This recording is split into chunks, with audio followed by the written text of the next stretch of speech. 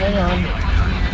Thunderstorms were located along a line extending from near Risk to Lateral, moving east at 55 miles per hour. Hazards include 60 miles per hour wind gusts. Expect damage to trees and power lines.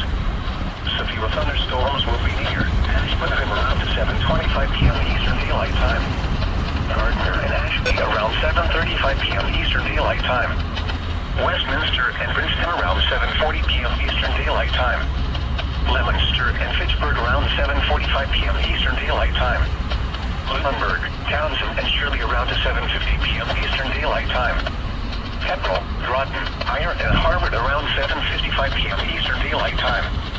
Drayton, Littleton and Dunstable around 8 p.m. Eastern Daylight Time. Chelmsford and Timesboro around 8:05 p.m. Eastern Daylight Time.